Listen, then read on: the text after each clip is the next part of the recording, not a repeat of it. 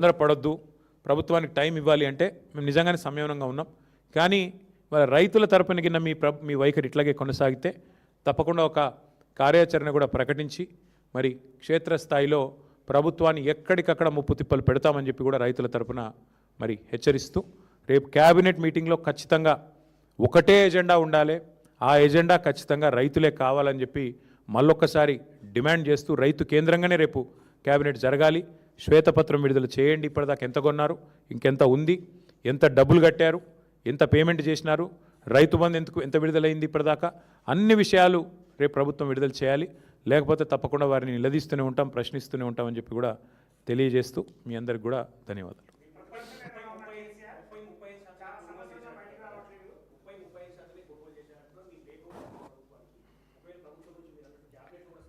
చూద్దాం రేపు క్యాబినెట్లో ఒకవేళ స్పందన రాకపోతే మా పార్టీ ఎట్లాగో యాక్టివ్గానే ఉంది. ఫీల్డ్లో ఇప్పటికే మా నాయకులందరూ పర్యటన చేస్తూనే ఉన్నారు. మా మాజీ ఎమ్మెల్యేలు కానీ, మా నియోజకవర్గాల ఇన్ఛార్జీలు కానీ, జిల్లా పార్టీ అధ్యక్షులు కానీ ఎక్కడి వాళ్ళు అక్కడ ధర్నాల్లో పాల్గొంటున్నారు, ఎక్కడి వారు అక్కడ కొనుగోలు కేంద్రాలు తిరుగుతున్నారు. ఒకవేళ ప్రభుత్వం కనుక స్పందించకపోతే రైతుల తరపున విస్తృతమైన కార్యక్రమాలకు శ్రీకారం చుడతాం. రేపు ప్రభుత్వ స్పందన చూసి మా కార్యాచరణ ప్రకటిస్తాం.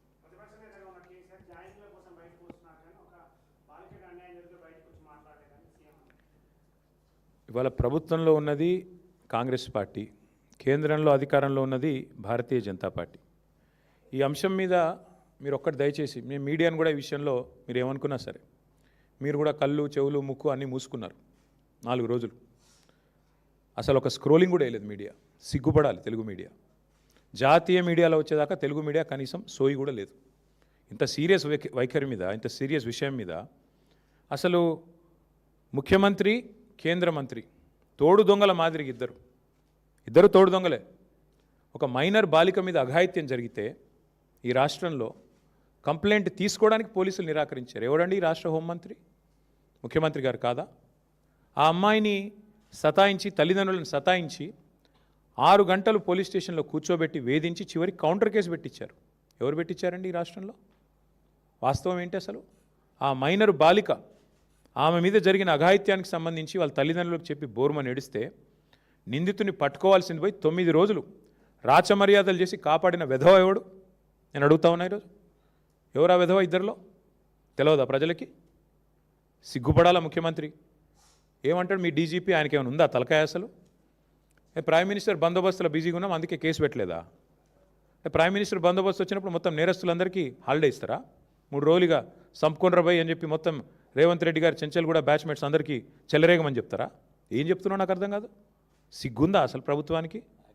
మేము 10 రోజులు మౌనంగా ఉన్నాం. ఎక్కడ ఒక అమ్మాయి విషయం కదా, సెన్సిటివ్ విషయం కదా అని మౌనంగా ఉన్నాం. ఇవాళ ముఖ్యమంత్రి మాట్లాడిన మాటలతో నోరు విప్పక తప్పని పరిస్థితుల్లో నేను మాట్లాడుతూ ఉన్నా. అసలు మెదడు ఉందా ఆయనకి? లేదా వడదెబ్బకి ఏమైనా చిన్న మెదడు కూడా చితికిపోయిందా?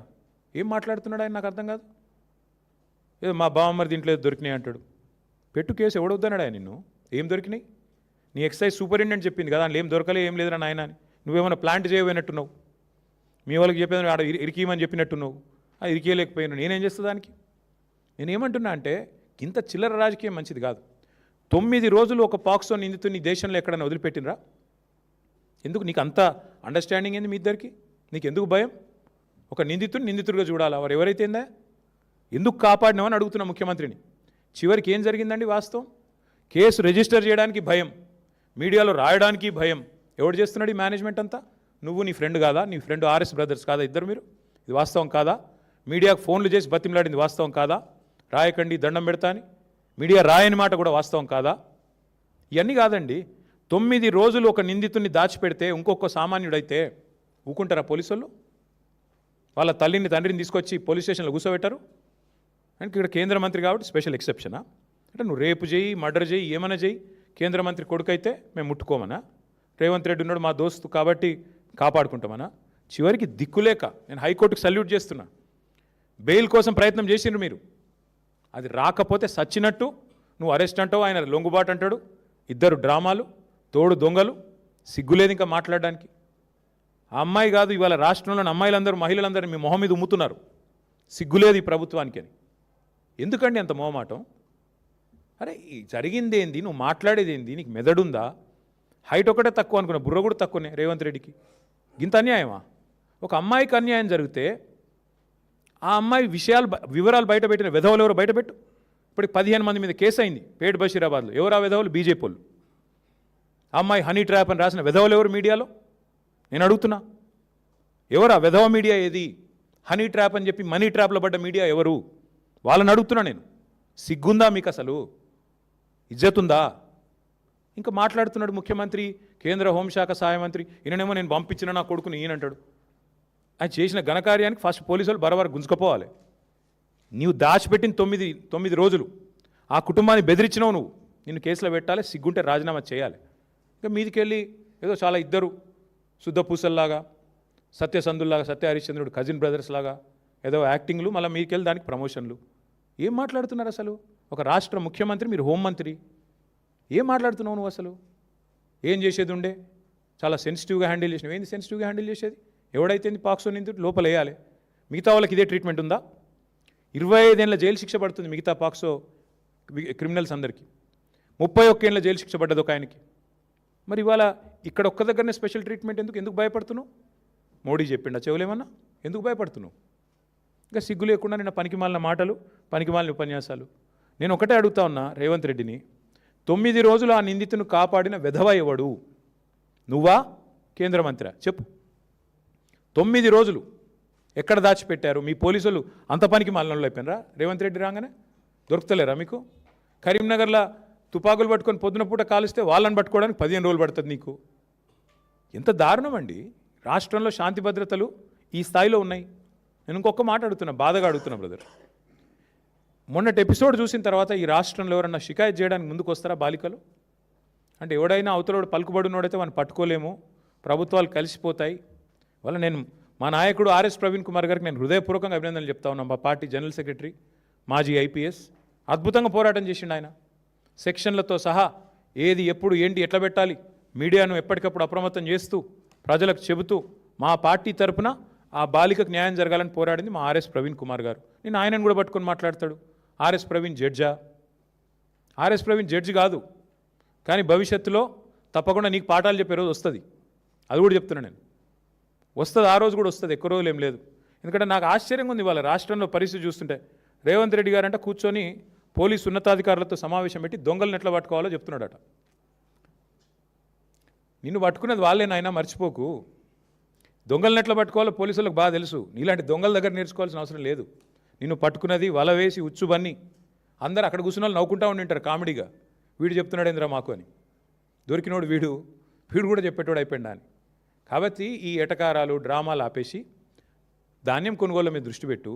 ఆ నిందితుడికి మేము గనక నోరు విప్పకపోతే ఆ బాలిక తరపున ఇవాళ అమ్మాయికి న్యాయం జరిగేది కాదు. ఇది వాస్తవం. హైకోర్టుకు నేను హృదయపూర్వకంగా ఆ అమ్మాయి తరపున, లక్షలాది మంది బాలికల తరపున ఈ రాష్ట్రంలో నేను సల్యూట్ చేస్తా ఉన్నాను. ఎందుకంటే మీరు సరైన నిర్ణయం తీసుకోవడం వల్ల విధి లేక ఇద్దరు తోడు దొంగలకి ఆ పిల్లగాన్ని తీసుకొచ్చి అప్పజెప్పాల్సి వచ్చింది వ్యవస్థకి, న్యాయ వ్యవస్థకి. లేకపోతే వీళ్ళు న్యాయం జరిగేది కాదు. మీడియా మౌనం, కేంద్ర మంత్రులు మౌనం, కేంద్ర ప్రభుత్వం మౌనం, రాష్ట్ర ప్రభుత్వం మౌనం. ఇన్ని వ్యవస్థలు ఒకటైతే కూడా చివరికి న్యాయ వ్యవస్థ వల్ల ఇలా అమ్మాయికి న్యాయం జరిగింది ఫైనల్గా. ఇంతకంటే ఎక్కువ నేను ఆ విషయంలో మేమేం రాజకీయం చేయలేదు, చేయబోము. కానీ ఎవరికి అన్యాయం జరిగినా మేము పోరాటం చేశాము 2.5 ఏళ్లలో. అది లగచర్లలో కావచ్చు, వెలుగుమట్లలో కావచ్చు, లేదా మా మహబూబ్ నగర్లో జరిగిన కూల్చివేతలు కావచ్చు, హైడ్రా విక్టిమ్స్ కావచ్చు, మూసీ బాధితులు కావచ్చు. మేమే కొట్లాడింది ఈ రాష్ట్రంలో. మళ్ళీ ఇప్పుడు రైతులకు అన్యాయం జరుగుతుంటే కూడా పోరాటం చేసేది మేమే, వారికి అండగా నిలబడేది మేమే. ఆ విధవలు ఎవరైతే బయట పెట్టారో, హనీ ట్రాప్ అని వేసిన విధవలు ఎవరైతే ఉన్నారో వాళ్ళను బయట పెట్టండి, వాళ్ళ మీద కేసులు పెట్టండి, లోపల నూకండి. అందులో బీఆర్ఎస్ఎల్ ఎవరన్నా ఉంటే ముఖ్యమంత్రి నేను సవాల్ చేస్తున్నా, బయటపెట్టు. నువ్వే కదా న్యాయ హోంమంత్రివి, చెప్పు, బయటపెట్టు.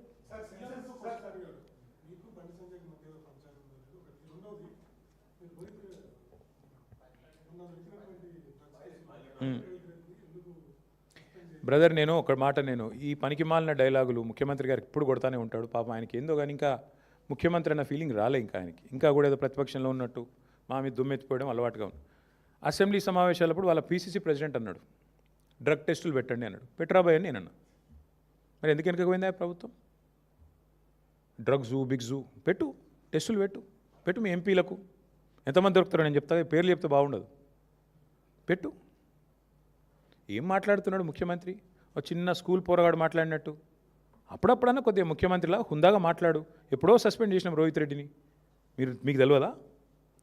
షోకాజ్ నోటీస్ ఇచ్చినాం, సస్పెండ్ చేసినాం. ఇక ముఖ్యమంత్రి ఆయనకు తెలియకపోతే నేనేం చేస్తా దానికి? ఇంకోటి మాట్లాడితే నా బావమరిది ఇంట్లో డ్రగ్స్ దొరికినాయి అంటాడు. నువ్వు ముఖ్యమంత్రివా లేకపోతే దారిన పోయే దానేవా? నా బావమరిది ఇంట్లో ఏం దొరికిందా? ఏది పడితే అది మాట్లాడచ్చు. ఎన్నిసార్లు చెప్తావు సేమ్ అబద్ధం? సిగ్గుందా? వీడి పద్ధతేనా అసలు ఇట్లా మాట్లాడడం? మేము మాట్లాడలేమా? మాట్లాడాలంటే నాకు చాలా ఉంది ముఖ్యమంత్రి గారి గురించి మెటీరియల్, కానీ కొన్ని సభ్యత హద్దులు కూడా ఉంటాయి కొన్నిటికి. ఏది పడుతుంది మాట్లాడడం కదా.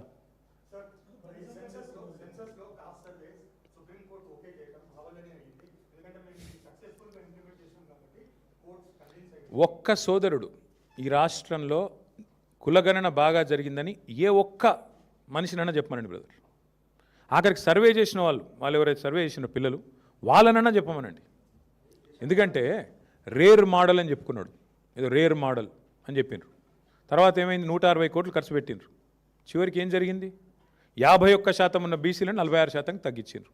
ఇదే రేర్ మోడల్. బీసీల గొంతు కోసి లేనోళ్ళని ఉన్నట్టు చెప్పి ఉన్నోళ్ళని లేనట్టు. నేను అందుకే అంటున్నాను, నీ మోడల్ అంత గొప్ప మోడల్ అయితే ఇవాళ ఎవడెందుకు ఆమోదిస్తలేడు రాష్ట్రంలో? నీ మోడల్ వల్లే కదా చివరికి నువ్వు చెప్పిన 42% రిజర్వేషన్ ఫెయిల్ అయింది, నువ్వు చెప్పిన సామాజిక న్యాయం విఫలమైంది. చివరికి పంచాయతీ ఎన్నికల్లో 24% ఉన్న రిజర్వేషన్ 17.5% తగ్గింది నీ మోడల్ వల్ల. కాబట్టి ఈ అటర్ ఫ్లాప్ మోడల్ కనుక దేశానికి ఆదర్శం అయితే ఇక మరి దేశాన్ని దేవుడే కాపాడాలి.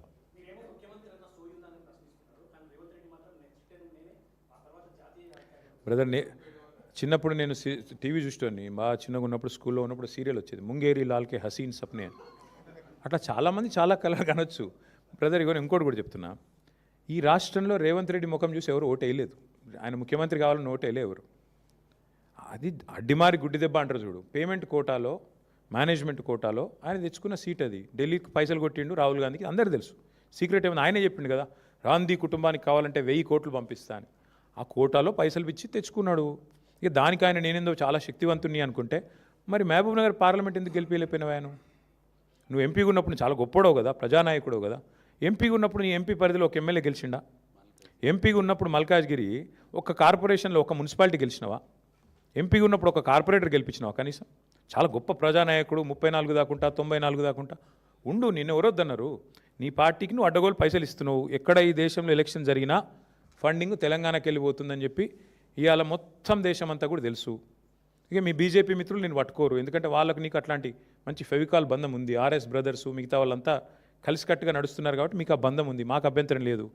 అల్టిమేట్గా రేవంత్ రెడ్డి గారైనా ఇంకోరైనా కళలు ఎన్నైనా కనొచ్చు. కలాం గారు చెప్పారు కదా, కళలు కనండి, కథలు చెప్పకండి. కళలు కనండి ముఖ్యమంత్రి గారు, కథలు చెప్పకండి. ఎందుకంటే అది మంచిది కాదు. ఇన్ని కథలు చెప్పి అధికారంలోకి వచ్చినావు. పిట్ట కథలు, లొట్ట కథలు, ఎన్ని కథలు చెప్పిండే ఆయన. పెట్రోల్ డీజిల్ మీద కేసీఆర్ గారు 32 రూపాయలు తీసుకుంటాను లీటర్ అని చెప్పిండు. మరి నీకేం రోగం పుట్టింది? తగ్గి ఇప్పుడు వద్దన్నా నేను, మేము వద్దంటున్నావా? తగ్గి.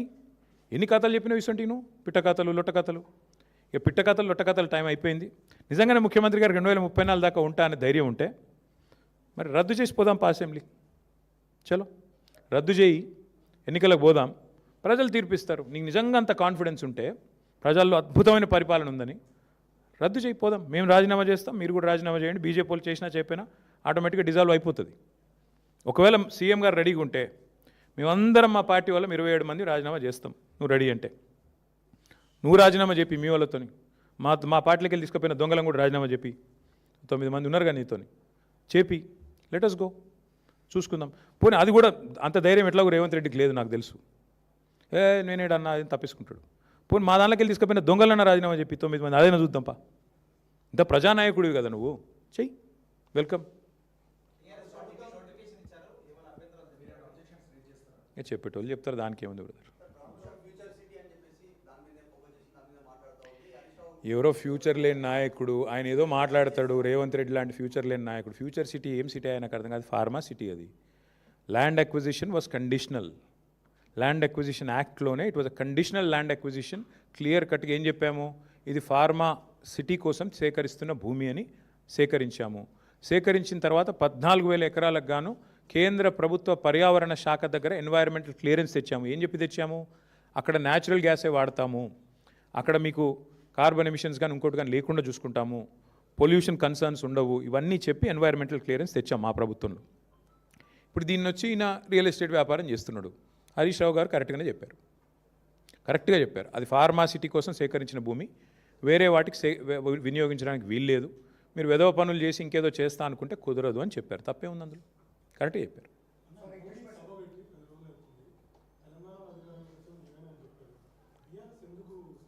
ఏం చెప్పారు ఆయన? ఏం చెప్పలేదు కదా పాపం. ఏం చెప్పారు ఆయన? బంగారం కొనొద్దు అన్నాడు. మేము బంగారం కొనే బ్యాచ్ కాదు, మాకు ఏం చెప్తాం ఆయనకు? సరే ఆయన ఏం చెప్పాడు? ఏదో పెట్రోల్ డీజిల్ తక్కువ వాడమన్నాడు. ఇక ఆయననేమో విదేశాలు తిరుగుతాడు, మనం తక్కువ వాడమన్నాడు, ప్రైవేట్ జెట్ వేసుకొని ఆయన తిరుగుతాడు. ఇక ఇంకేదేదో చెప్పిండు, ఒక 3-4 ముచ్చట్లు. ఏమంటారు? కలిసే ఉన్నారు. కలిసి వచ్చాడు ఏంది బ్రదర్? వాళ్ళిద్దరు ఎప్పటి నుంచో కలిసి ఉన్నారు. నేను అడుగుతున్నా బ్రదర్, వాళ్ళు కలిసి లేని, కొత్తగా కలిసేది ఏముంది? రేవంత్ రెడ్డి బీజేపీతోని కలిసే ఉన్నారు కదా.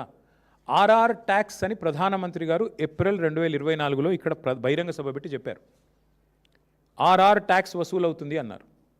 2 ఏళ్ళు అయిపోయింది. ఇప్పుడు ఆ మనిషిని మళ్ళీ నాతో రా అంటున్నాడు. దాని అర్థమైంది అంటే 2 ఏళ్ళు నువ్వు వసూలు చేస్తున్నాయన్నీ నాకు తెలుసు, నువ్వు చేసే దొంగ పనులన్నీ నాకు తెలుసు, కానీ నాతో కలిసి వస్తే అన్నీ మాఫ్ అవుతాయి. వాషింగ్ పౌడరా ఇది అంటారు చూడు, వాషింగ్ పౌడర్ నిర్మాణం ఏదో వాషింగ్ మెషిన్, అట్లా నేను చూసుకుంటా బిడ్డ, నువ్వు రా అని అడిగాడు. కొత్తగా వచ్చేదేముంది? చూడరాదు, ఎన్ని ఎగ్జాంపుల్స్ ఉన్నాయి, 100 ఉన్నాయి. హైదరాబాద్ సెంట్రల్ యూనివర్సిటీలో 10,000 కోట్ల కుంభకోణం జరిగిందని నేను చెప్పడం కాదు, సుప్రీంకోర్టు అపాయింట్ చేసిన సెంట్రల్ ఎంపవర్డ్ కమిటీ చెప్పింది. ఎవరికి? నాకు చెప్పలా, కేంద్ర ప్రభుత్వానికి నివేదించింది. మీరు యాక్షన్ తీసుకోండి అని చెప్పింది. ఎందుకు తీసుకోవట్లేదు మోడీ గారు? ఎందుకు ఇంత దయ రేవంత్ రెడ్డి గారి మీద? కలిసి లేకపోతే ఇదంతా ఎందుకు జరుగుతుంది? పొంగులేటి శ్రీనివాసరెడ్డి గారి ఇంటి మీద ఈడీ రైడ్ అవుతుంది. 2 మెషిన్లు పోతాయి, నోట్లు కౌంట్ చేసే మెషిన్లు 2 పోతాయి. ఇప్పుడు అయిపోయి కూడా 18 నెలలు అయిపోయింది రైడ్ అయ్యి. ఈడీ నోరు విప్పదు, మంత్రి గారు నోరు విప్పరు, పలుకే బంగారం అయింది. దీని అర్థమైంది? దీని భావం ఏంది? ఇద్దరు కలిసి లేకపోతే అమిత్ షా గారు వచ్చి తెలంగాణ ఏటీఎంగా మారిపోయింది ఏఐసీసీకి అంటాడు, కానీ ఏం యాక్షన్ ఉండదు. దొంగలు పట్టుకోవాల్సిన హోంమంత్రి అలాగే ఇక్కడ చూస్తున్నారు కదా మీరు. ముఖ్యమంత్రి గారి బావమరిదికేమో కేంద్ర ప్రభుత్వ స్కీమ్లో కాంట్రాక్టులు వస్తాయి, కేంద్రంలో ఉండే బీజేపీ ఎంపీలకు రాష్ట్రంలో కాంట్రాక్టులు వస్తాయి. ఇది ఎన్నడూ చూడలేదు తెలంగాణలో, ఫస్ట్ టైం చూస్తున్నాం. దీని అర్థమైంది? ఎంత సుదృఢమైన బంధం ఇద్దరిది. కొత్తగా కలిసేదేముంది? ఇద్దరు కలిసే ఉన్నారు, తోడు దొంగలు పక్క, అందులో అనుమానం కూడా అక్కర్లేదు మీకు. ఇప్పుడు అంతెందుకండి, ఇప్పుడు బండి సంజయ్ గారి కొడుకు ఎపిసోడు, దీన్ని బట్టి ఏమర్థమైంది రాష్ట్ర ప్రజలకి? ఇద్దరు తోడు దొంగలు, 2 పార్టీలు కలిసికట్టుగానే నడుపుతున్నాయి, కలిసికట్టుగానే వ్యవస్థల్ని శాసిస్తున్నారు. ఇది వాస్తవం. అవతల వాడు గొంతు లేనివాడు, వాళ్ళకి మేము అండగా నిలబడకపోతే ఇవాళ అమ్మాయికి అన్యాయమే జరిగేది. ఇది వాస్తవం. ఇటు మీడియా మాట్లాడదు, వాడు కేంద్ర ప్రభుత్వం మాట్లాడదు, రాష్ట్ర ప్రభుత్వం మాట్లాడదు.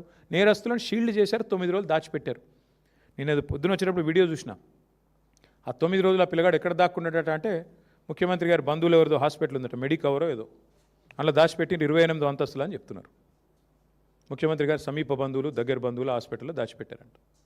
ఇది పరిస్థితి. నేనేదో వీడియో చూశాను, వాస్తవం ఏందో మీరు చెప్పాలి. మీడియా పరిశోధనాత్మక జర్నలిజం చేసేది మీరు కాబట్టి మీరు చెప్పాలి, మాకేం తెలుసు. భయ్యా, మా మీద ఎన్ని కేసులు పెట్టారు ఇప్పటికీ? అన్నీ ఎదుర్కొంటాం, మాకేం భయం. నేను ఒకటి చెప్తా ఉన్నా బ్రదర్, నేను పారిపోయేటోని కాదు, తండ్రి పేరు దాచుకునేటోని కాదు, కొడుకు పేరు నాకు సంబంధం లేదని చెప్పుకునేటోని అంతకంటే కాదు.